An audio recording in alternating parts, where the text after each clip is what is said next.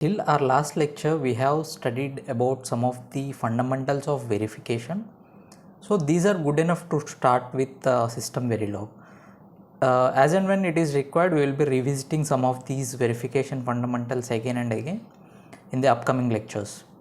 So in this video, we will be learning some bunch of data types.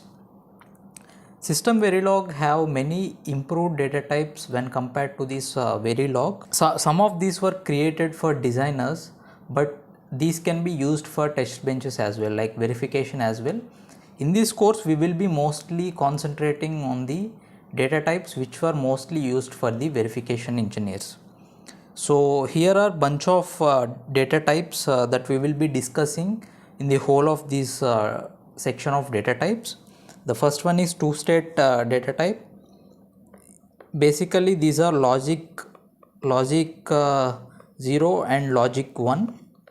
These are two-state data type, and these have certain advantages, and the advantages are like it has best performance,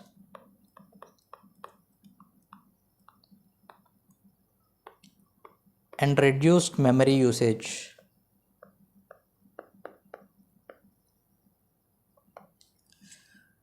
And we have queues, dynamic and associative arrays, and for these also the advantages are reduced memory usage,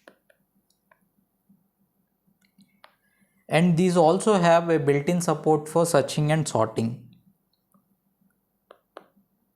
These have built-in support to do searching and sorting. The other one more data types were classes and structures. These provide abstract data structures.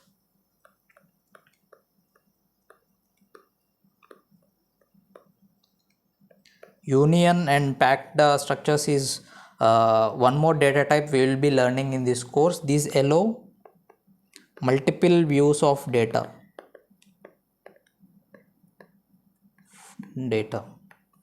And strings also we will be learning here, so built-in support for strings.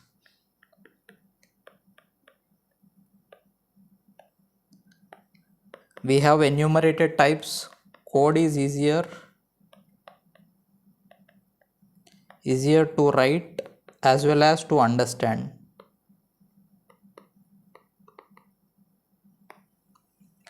So these are the bunch of data types we will be learning in this whole section. To start with, there were some data types back in Verilog 1995. Two basic data types were variables and nets. These data types used to hold 4 state values of logic 0, logic 1, Z, which means high impedance state, and don't care, which either can take 0 or 1. Variables can be unsigned single or multi-bit number, or signed number, or floating point number. All these values, can be comes under these variables. And there are nets also typically used to connect two different primitive gates and module instances. Nets were used to connect these primitive gates, module instance. Typically wire is used in this scenario. And in 1995 Verilog, all the storage is static, all the variables are alive for entire simulation, and routines cannot use a stack to hold arguments. But in Verilog 2001, this allows both static and dynamic storage such as stacks. This allows stacks.